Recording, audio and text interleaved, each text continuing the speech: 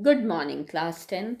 As you all know, we are doing our lesson number 1, Nationalism in Europe, in our online classes.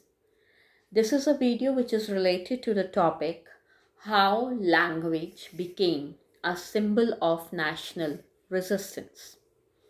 As you all know, in our online classes, we are doing Unit 3. We have so far covered Unit 3.1, in which we have studied about that cultural lids or cultural play an important role in formation of national sentiment. In this topic, we have given a role of culture in national sentiment as romantic nationalism. So far we have did the paintings of Eugene Delrox, the philosophy of Johanna Gottfried Herder in Das Volk and Folk Geist, as well as the dances of Karel Kalpansky, and the books, fairy tale collection as well as dictionary collected by the Grimm brothers had played an important role. Here, there is an important stanza which speaks about that what role is played by the language in developing the national sentiment. The book talks about an example which actually happened in the Vienna Congress of 1815. We have so far studied that a part of Poland was given to Russia in Vienna Congress.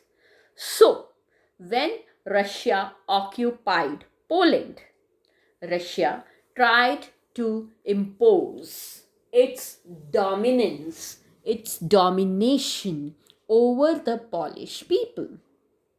And in this way, first step they took was that they tried to they tried to remove or forced out the language of Poland, that is Polish, out from the schools, which was not acceptable by the Polish people. Ultimately, when we do this chapter, so far, we studied that the resistance was being actively joined by many people, as when Russian language was imposed in schools, at common places, and everywhere else, in 1831, people tried to rebel. They revolted against the Russian rule. And ultimately, this revolt was also crushed. खत्म कर दिया गया था इसे by the Russian government. After this revolt, there were many members of clergy, basically the people, who worked in churches or they acted as popes. They began to use the Polish language as a symbol of national resistance. Here I have just written in a short form clergy and pope in the churches.